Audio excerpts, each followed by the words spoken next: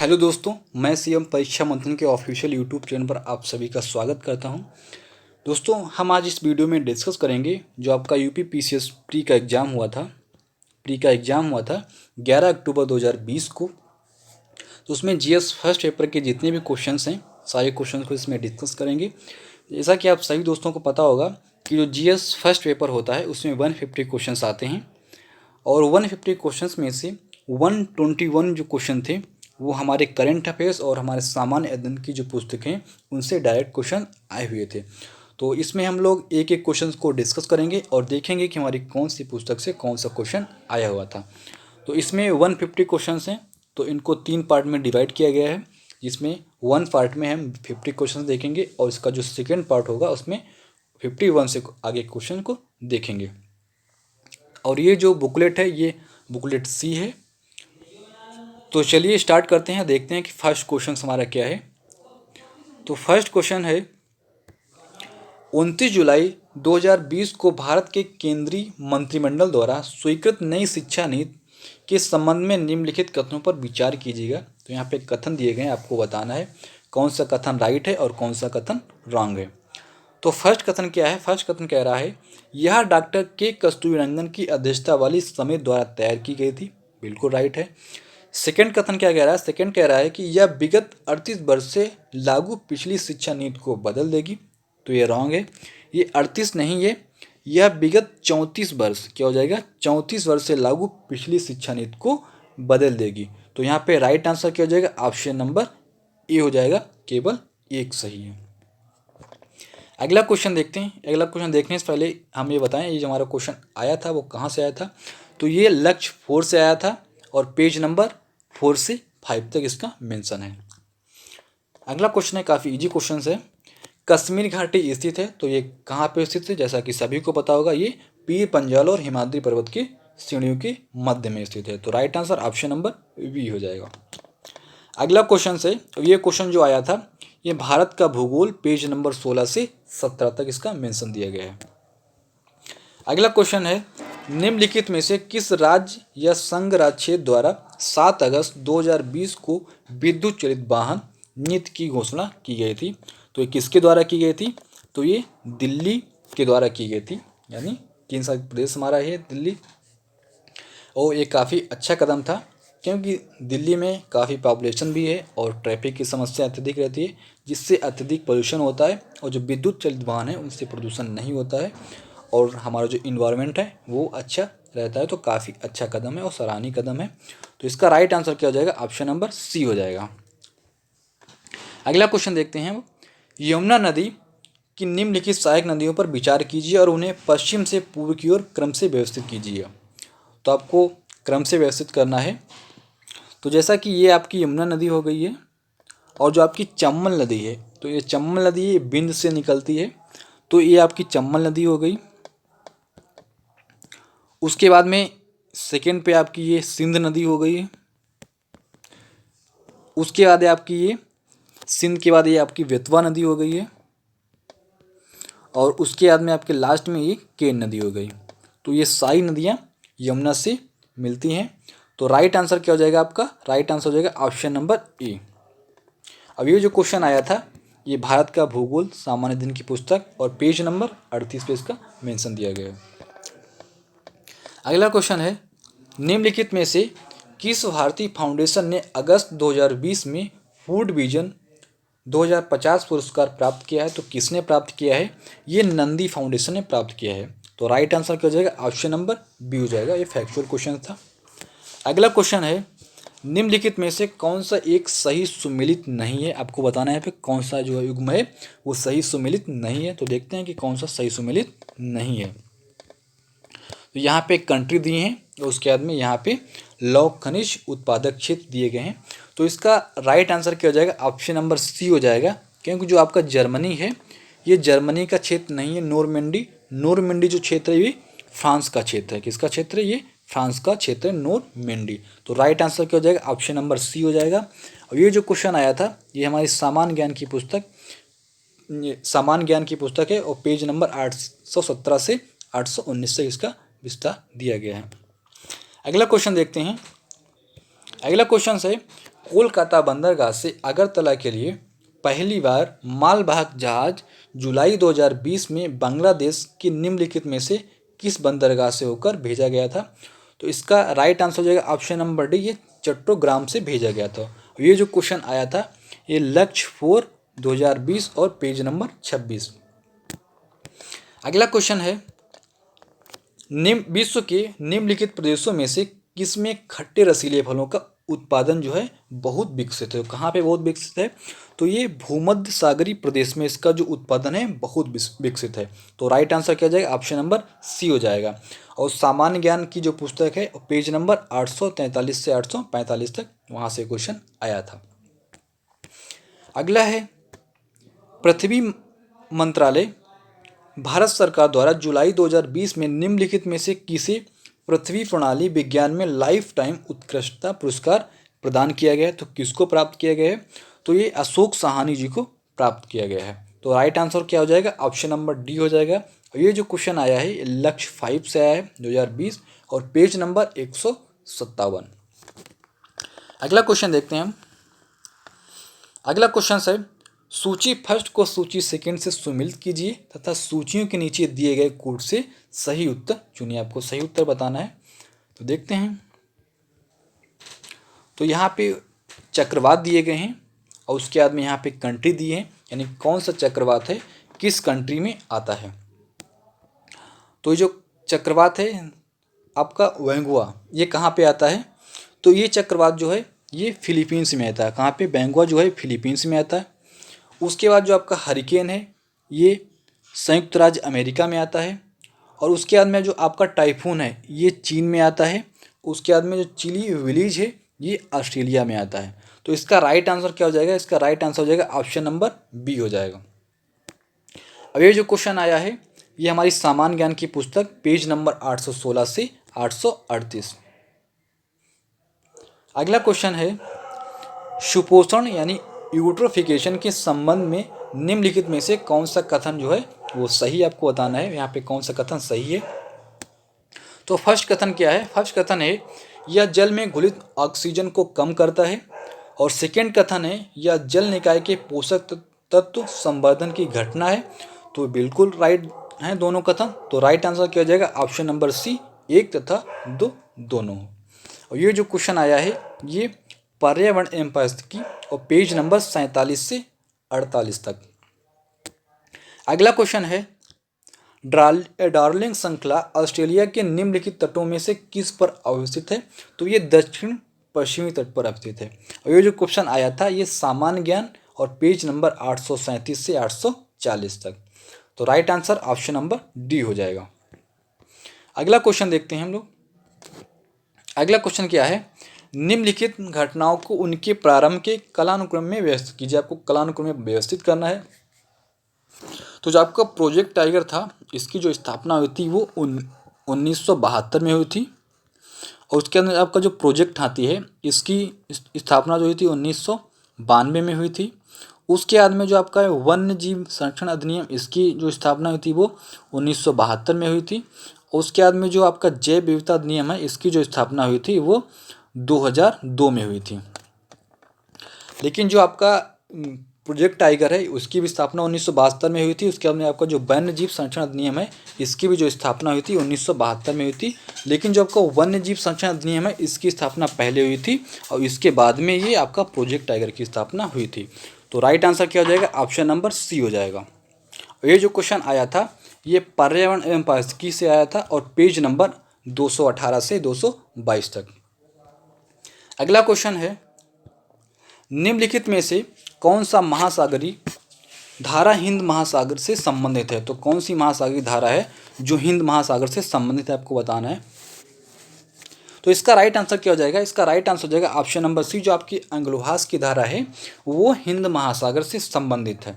और ये जो क्वेश्चन आया था ये सामान्य ज्ञान की पुस्तक से आया था और पेज नंबर 813 से।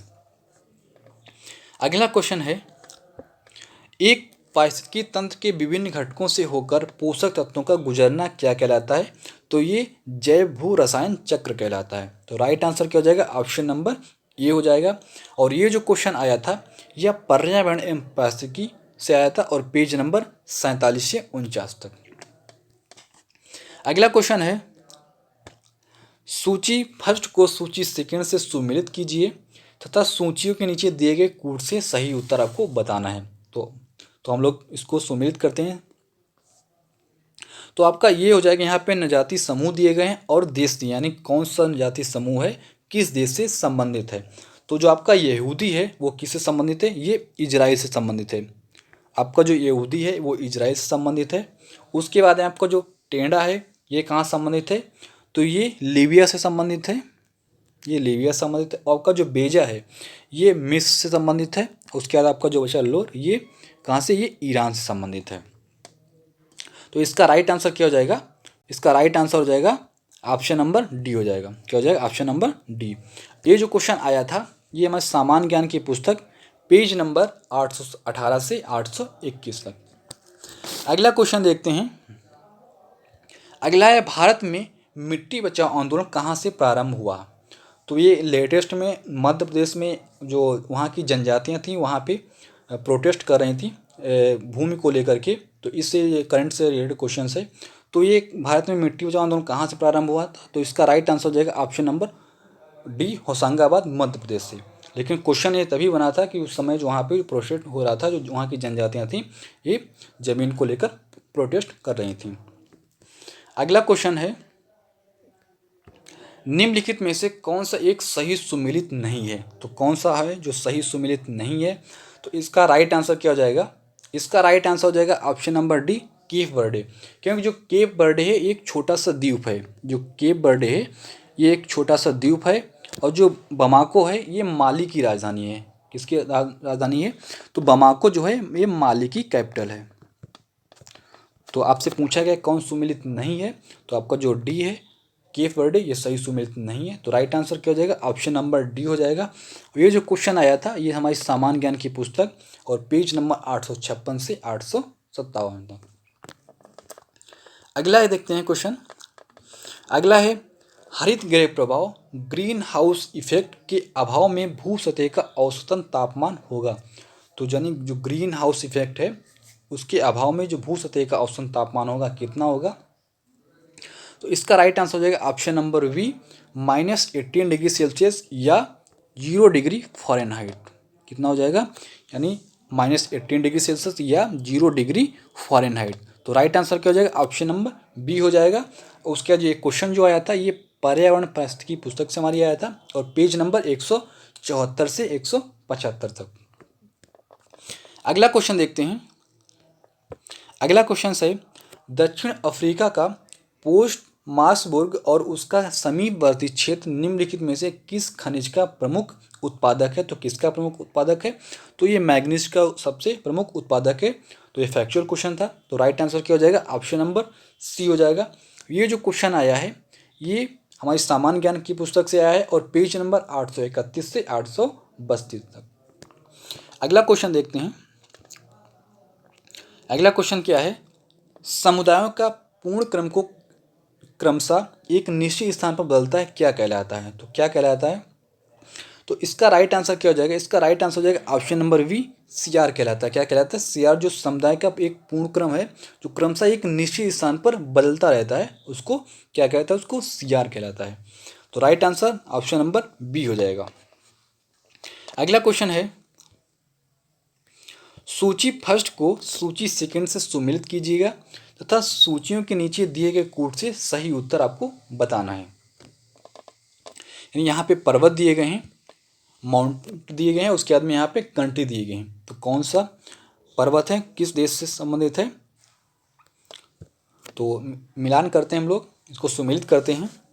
तो आपका जो एटलस है, तो एटलस जो है वो कहाँ संबंधित है, तो ये मोरक्को से संबंधित है। कहाँ से, मोरक्को से। उसके बाद आपका जो किलिमंजारो है, यानी किलिमंजारो जो है वो कहाँ से, किलिमंजारो तंजानिया से संबंधित है। उसके बाद में आपको चिम्बोरोजो जो कहाँ से है, ये आपका इक्वाडोर से संबंधित है। और उसके बाद में आपका पाइरेनीज जो है वो कहाँ से, वो फ्रांस यानी स्पेन से संबंधित है। तो राइट आंसर क्या हो जाएगा, ऑप्शन नंबर ए हो जाएगा। और ये जो क्वेश्चन आया था ये हमारी सामान्य ज्ञान की पुस्तक से आया था और उसके बाद में पेज नंबर 818 से 819 तक। अगला क्वेश्चन देखते हैं। अगला क्वेश्चन क्या है? अगला क्वेश्चन है निम्नलिखित में से किस प्राकृतिक पदार्थ में लौह विद्यमान होता है? तो किसमें जो है वो लौह विद्यमान होता है? तो इसका राइट आंसर हो जाएगा ऑप्शन नंबर डी, यानी जो मायोग्लोबिन होता है उसमें लौह विद्यमान होता है। तो राइट आंसर हो जाएगा ऑप्शन नंबर डी। ये जो क्वेश्चन आया था ये हमारी सामान्य ज्ञान की पुस्तक से आया था और पेज नंबर 135।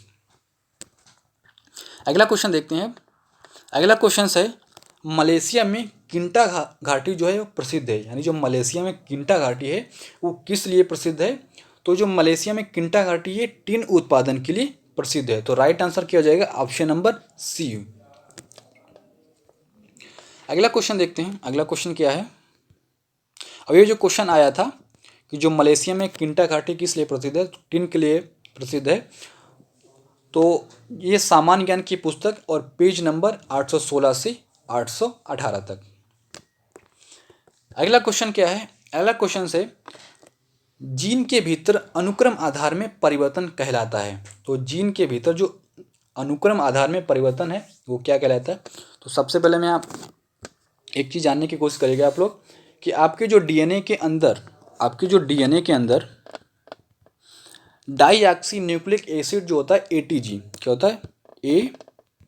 एटीसीजी, यानी एडेनिन, थायोसिन, साइटोसिन और ग्वाइसिन।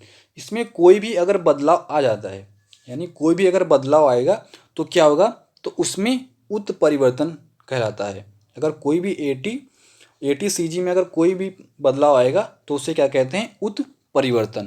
तो राइट आंसर क्या हो जाएगा? ऑप्शन नंबर ये हो जाएगा। और ये जो क्वेश्चन आया था ये हमारी सामान्य ज्ञान की पुस्तक है और पेज नंबर 177 से 179 तक।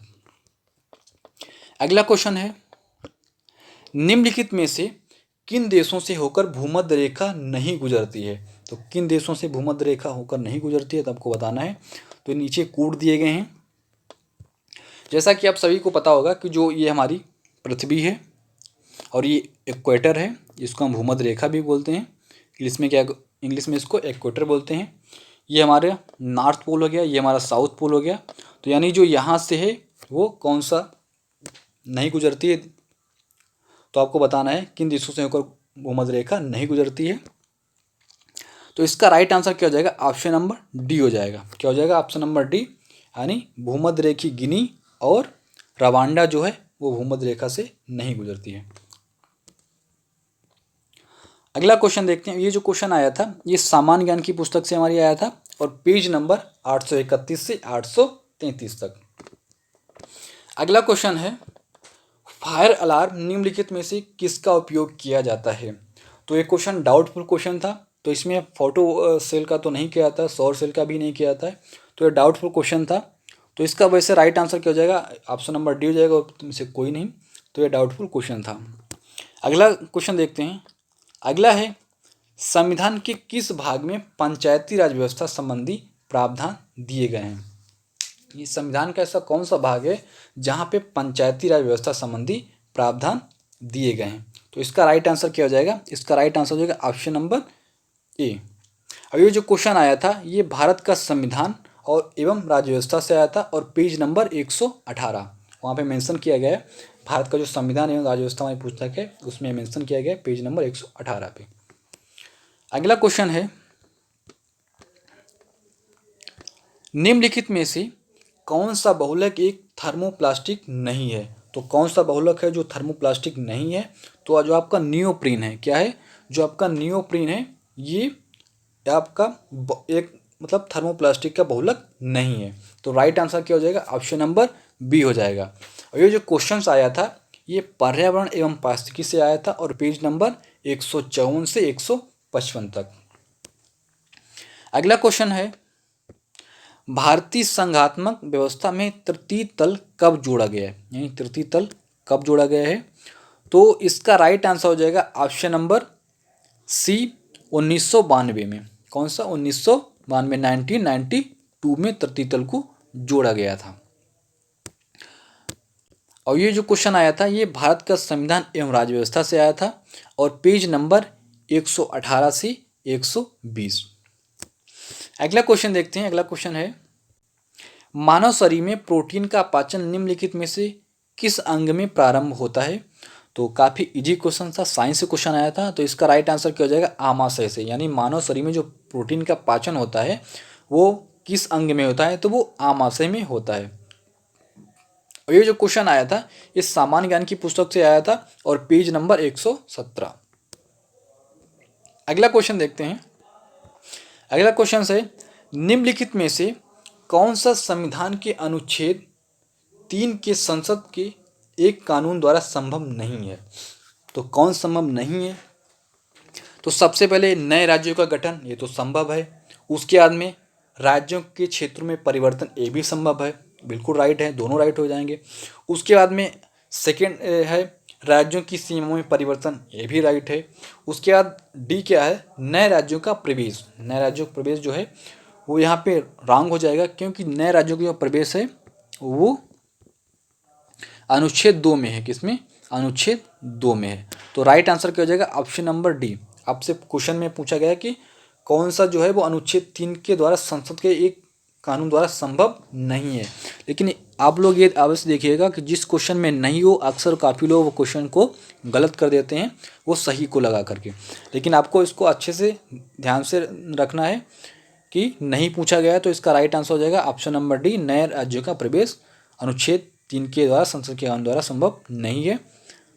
ये जो क्वेश्चन आया था ये भारत का संविधान एवं राज्य व्यवस्था जो हमारी सामान्य अध्ययन की पुस्तक है उससे आया था और पेज नंबर 32 से 34। कौन सा? पेज नंबर 32 से 34 तक। अगला क्वेश्चन है,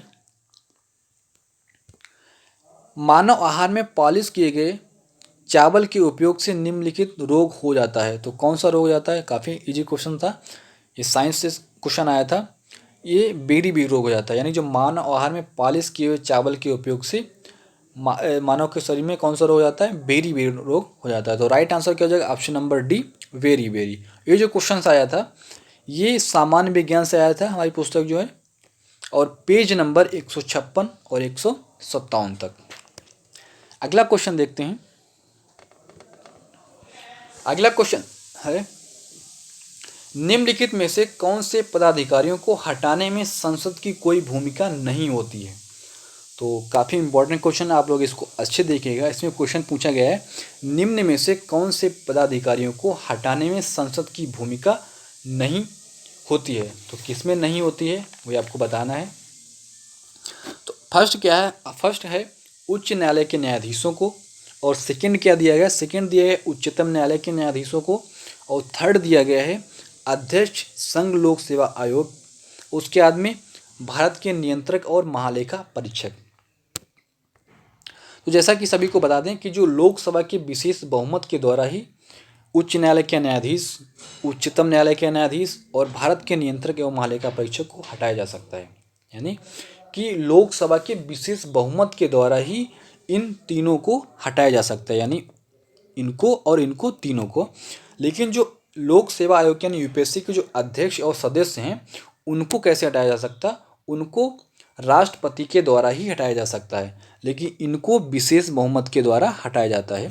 उच्च न्यायालय के न्यायाधीश, उच्चतम न्यायालय के न्यायाधीश और भारत के नियंत्रक और महालेखा परीक्षक। तो आप लोग इसको अच्छे देखिएगा।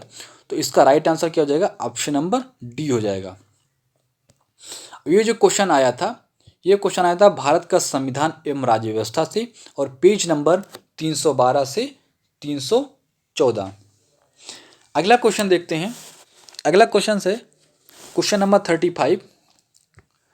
निम्नलिखित में से कौन सा विटामिन मनुष्य में रक्त के जमने के लिए जिम्मेदार है? तो कौन सा विटामिन है जो मनुष्य के रक्त में जमने के लिए जिम्मेदार है? तो सभी को पता होगा, जैसा कि ये क्वेश्चन था, विटामिन जो के है वो मनुष्य के रक्त के जमने के लिए जिम्मेदार है। और राइट आंसर ऑप्शन नंबर ये हो जाएगा। और ये जो क्वेश्चन आया था वो सामान्य विज्ञान से आया था और पेज नंबर 135 से 136 तक। अगला देखते हैं।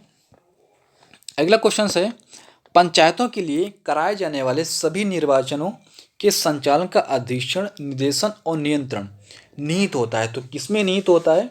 तो ये जो राज्य निर्वाचन आयोग है उसी में पंचायतों के जो चुनाव कराए जाते हैं उसके संचालन का अधीक्षण और निर्देशन और नियंत्रण में निहित होता है। उसी के नियंत्रण, किसके नियंत्रण में? राज्य निर्वाचन आयोग के। तो राइट आंसर क्या हो जाएगा, ऑप्शन नंबर डी हो जाएगा। और ये जो क्वेश्चन आया था, ये क्वेश्चन भारत का संविधान एवं राज्य व्यवस्था जो पुस्तक हमारी है सामान्य अध्ययन की, और पेज नंबर 117 से 121। अगला क्वेश्चन देखते हैं। अगला है मानव मस्तिष्क के बारे में निम्नलिखित कथनों पर विचार कीजिएगा। तो फर्स्ट कथन क्या है, फर्स्ट कथन है मस्तिष्क हृदय गति को नियंत्रित रखने के लिए उत्तरदायी है। उसके बाद है यह शरीर के संतुलन के लिए उत्तरदायी है। तो यहाँ पे आपको बताना है कि निम्नलिखित कथनों पर विचारित कौन सा कथन सही है। आगे देखते हैं, नीचे के दिए गए कोट से सही उत्तर आपको बताना है। तो इसका राइट आंसर हो जाएगा ऑप्शन ए और दोनों, मतलब ए और सी दोनों सही हैं, क्योंकि जो मस्तिष्क हृदय गति को नियंत्रित रखने के लिए उत्तरदायी है, बिल्कुल राइट है। और उसका जो यह शरीर के संतुलन के लिए उत्तरदायी है, तो ये भी बिल्कुल राइट है। तो दोनों यहाँ पे राइट हो जाएंगे, यानी फर्स्ट और सेकंड दोनों राइट हो जाएंगे। तो इसलिए यहाँ पे फर्स्ट और सेकंड दोनों सही हैं। तो राइट आंसर क्या हो जाएगा, ऑप्शन नंबर सी हो जाएगा। ये जो क्वेश्चन आया था ये हमारी सामान्य विज्ञान से आया था, और पेज नंबर 151 से 152 तक। अगला क्वेश्चन है निम्नलिखित युगों में से कौन सा एक सही सुमेलित नहीं है। आपको बताना इसमें एक जो है वो सही सुमेलित नहीं है, कौन सा है। तो इसका राइट आंसर, जो ये डाउटफुल क्वेश्चन है, तो इसका राइट आंसर हो जाएगा ऑप्शन नंबर डी, संघ लोक सेवा आयोग के अध्यक्ष। और ये जो भारत का संविधान एवं राज्य व्यवस्था है उसी से क्वेश्चन आया था हमारी जो पुस्तक है, और पेज नंबर 122 से 124 तक। अगला क्वेश्चन देखते हैं। अगला क्वेश्चन है निम्नलिखित में से कौन सा पदार्थ वृक्ष से प्राप्त किया जाता है। तो कौन सा पदार्थ है जो वृक्ष से प्राप्त किया जाता है। तो काफ़ी इंपॉर्टेंट एंड इजी क्वेश्चन था, जैसा कि सभी लोग हींग को उपयोग करते हैं। जो आपकी हींग होती है उसका एक छोटा सा पौधा होता है, उसी से हींग को प्राप्त किया जाता है। तो राइट आंसर क्या हो जाएगा, ऑप्शन नंबर ए हो जाएगा। अगला क्वेश्चन है भारतीय संविधान का कौन सा अनुच्छेद केंद्रीय सतर्कता आयोग का वर्णन करता है। तो कौन सा अनुच्छेद जो है वो वर्णन करता है। तो इसका राइट आंसर हो जाएगा भारत का संविधान एवं राज्य व्यवस्था से ये क्वेश्चन आया था हमारी पुस्तक जो है, और पेज नंबर 163 से 167 तक। तो राइट आंसर हो जाएगा ऑप्शन नंबर डी, उपयुक्त में से कोई नहीं यहाँ पे दिया गया। अगला क्वेश्चन है नीचे दिए गए कथन हैं जिनमें से एक को कथन ए तथा दूसरे को कारण आर कहा गया है। तो कथन क्या है, कथन कहा है कि सुक्रोज की अपेक्षा प्रतीप शर्करा अधिक मधुर होती है, यानी जो प्रतीप शर्करा है अधिक मधुर होती है सुक्रोज की अपेक्षा।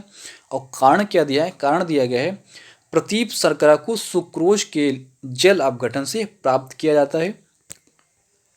कारण कथन देखते हैं यहाँ पे। तो यहाँ पे आपको बताना है नीचे दिए गए कूट से सही उत्तर बताना है। तो इसका राइट आंसर क्या हो जाएगा, इसका राइट आंसर हो जाएगा ऑप्शन नंबर बी, यानी ए और आर दोनों सही हैं, किंतु जो आर है जो ए की सही व्याख्या नहीं करता, यानी जो ए है आर जो है वो ए की सही व्याख्या नहीं करता, यानी में रिलेशन नहीं बैठ रहा है। तो राइट आंसर क्या हो जाएगा, ऑप्शन नंबर बी हो जाएगा। अब ये जो क्वेश्चन आया था ये हमारी सामान्य विज्ञान की जो पुस्तक है उससे आया था, और पेज नंबर 119 क्या जाएगा, पेज नंबर 119। अगला क्वेश्चन है राष्ट्रीय महिला आयोग के निम्नलिखित अध्यक्षों पर विचार कीजिए। तो आपको बताना है जो राष्ट्रीय महिला आयोग के निम्नलिखित अध्यक्ष पर विचार करना है। तो इसका राइट आंसर क्या हो जाएगा, इसका राइट आंसर हो जाएगा ऑप्शन नंबर डी, यानी 1, 4, 3 और 2। तो 1, 4, 3 पे कौन दिया, सबसे पहले जो है वो जयंती पटनायक थी, उसके बाद में 4 में आपकी जो डॉक्टर पूर्णिमा अडवाणी थी वो थी, और उसके बाद में डॉक्टर गिरिजा व्यास थी, और उसके बाद में ममता शर्मा थी। आपको क्रम बताना था। तो इसका राइट आंसर क्या हो जाएगा, ऑप्शन नंबर डी हो जाएगा। अगला क्वेश्चन है क्वेश्चन नंबर 43 है सूची फर्स्ट को सूची सेकेंड से सुमेलित कीजिए तथा सूचियों के नीचे दिए गए कोड से सही उत्तर आपको चुनना है। तो यहाँ पे धातु दिए गए हैं और यहाँ पे गुणधर्म दिए गए हैं, आपको बताना है। तो सूची फर्स्ट और सेकेंड से सुमेलित करते हैं। तो क्वेश्चन नंबर 43 है, तो 43 का राइट आंसर क्या हो जाएगा, इसका राइट आंसर हो जाएगा ऑप्शन नंबर क्या हो जाएगा, इसका राइट आंसर हो जाएगा ऑप्शन नंबर सी। क्या हो जाएगा, ऑप्शन नंबर सी। सी क्या दिया गया है, सी आपका,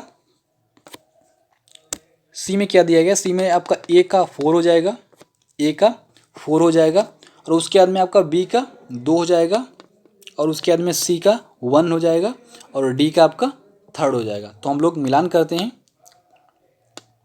तो इसमें क्या दिए गए हैं, यहाँ पे धातु दी गई है और यहाँ पे गुणधर्म दिए गए हैं। तो यानी सोडियम का क्या हो जाएगा, सोडियम यानी ये चाकू से आसानी से काटा जा सकता है। उसके बाद में पारा, पारा का क्या हो जाएगा, ये जो है ये कमरे के ताप पर द्रव है, यानी कमरे के ताप पर द्रव है। और उसके बाद में जो आपकी चांदी है, चांदी क्या है, ये विद्युत का एक अच्छा सुचालक है। ये चांदी जो आपकी है ये विद्युत का एक अच्छा सुचालक है। उसका बाद सीसा लेड जो है ये एक ऊष्मा का अच्छा सुचालक है। तो इसलिए राइट आंसर क्या हो जाएगा, ऑप्शन नंबर आपका सी हो जाएगा। ये जो क्वेश्चन आया था ये हमारी सामान्य विज्ञान की पुस्तक से आया था और पेज नंबर 106 से 107 में मेंशन है। अगला क्वेश्चन देखते हैं। अगला क्वेश्चन है, भारतीय संविधान के अनुच्छेद 371 के अंतर्गत देश के किस क्षेत्र को विशेष स्थिति जो है वो प्रदान की गई है। तो किसको विशेष स्थिति प्रदान की गई है, तो ये हैदराबाद और कर्नाटक को एक विशेष स्थिति प्रदान की गई है। तो क्यों प्रदान की गई थी, अनुच्छेद 371 के तहत तो क्यों प्रदान की गई थी, तो ये इसलिए प्रदान की गई थी क्योंकि ये अंडर डेवलप्ड थे, यानी यहाँ पे शिक्षा और रोजगार की कमी थी। तो इसलिए इनको विशेष स्थिति प्रदान की गई थी हैदराबाद और कर्नाटक को। तो राइट आंसर क्या हो जाएगा, ऑप्शन नंबर बी हो जाएगा। तो ये जो क्वेश्चन आया था ये हमारी भारत का संविधान एवं राज्य व्यवस्था पुस्तक से आया था और पेज नंबर 146 और 147 से आया था। अगला है, निम्नलिखित में से कौन सा कृत्रिम पदार्थ नहीं है। तो कौन सा जो है वो कृत्रिम पदार्थ नहीं है, तो इसका राइट आंसर क्या आ जाएगा, इसका राइट आंसर हो जाएगा ऑप्शन नंबर ए, फाइब्राइन। क्या हो जाएगा, फाइब्राइन। तो right answer option number A हो जाएगा। और ये जो क्वेश्चन आया था ये सामान्य विज्ञान पुस्तक से आया था और पेज नंबर 82 से 84 तक। अगला क्वेश्चन है, निम्नलिखित में से कौन सा एक युग्म जो है वो सही सुमेलित नहीं है। तो कौन सा युग्म है जो सही सुमेलित नहीं है, तो जो महान्यायवादी है, जो आपका महान्यायवादी है, इसका जो मेंशन किया गया है वो भाग 5 में किया गया है। किस में किया गया है, तो ये भाग 5 में इसका मेंशन किया गया है। तो राइट आंसर क्या हो जाएगा, ऑप्शन नंबर आपका सी हो जाएगा। अब ये जो क्वेश्चन आया है ये भारत का संविधान एवं राज्य व्यवस्था से आया है और पेज नंबर 79 से आया है, 79 में मेंशन है। अगला क्वेश्चन है, सूची फर्स्ट को सूची सेकंड से सुमेलित कीजिए तथा सूचियों के नीचे दिए गए कूट से सही उत्तर चुनिएगा। आपको सही उत्तर बताना है। तो सूची फर्स्ट क्या है, सूची फर्स्ट में दिए गए पदार्थ और सूची सेकंड में दिए गए अनुप्रयोग। तो फर्स्ट है कि नीलत होता, इसके बाद बी है ईओसिन, सी है सिल्वर आयोडाइड और डी है जिंक फास्फाइड। तो इसका राइट आंसर क्या हो जाएगा, इसका राइट आंसर हो जाएगा ऑप्शन नंबर सी हो जाएगा। तो हम सी मिलान करते हैं।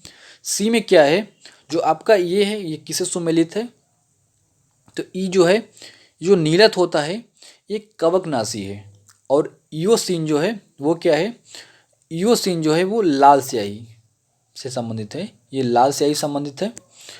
और उसके बाद में जो आपका सिल्चर आयोडाइड है ये किससे संबंधित है, तो ये आपका कृत्रिम वर्षा से संबंधित है। जो सिल्चर आयोडाइड है वो कृत्रिम वर्षा संबंधित है। और उसके बाद में आपका जो जिंक फास्फाइड है वो कृतकनाशी यानी रोडोडेंट नाशी से संबंधित है। रोडेंट नाशी यानी कृतकनाशी। तो राइट आंसर क्या हो जाएगा, ऑप्शन नंबर आपका सी हो जाएगा।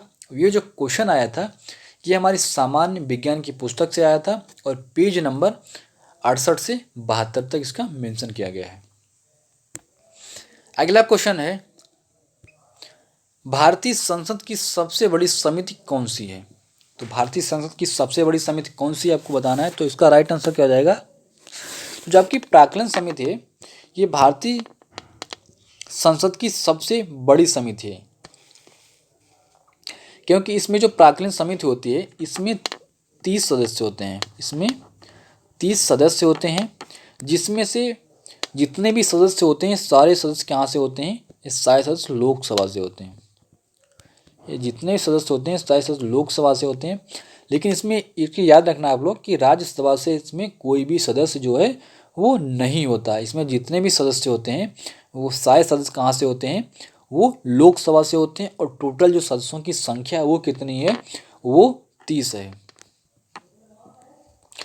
तो राइट आंसर क्या हो जाएगा, ऑप्शन नंबर आपका बी हो जाएगा, प्राक्कलन समिति। क्या हो जाएगा, प्राक्कलन समिति हो जाएगा।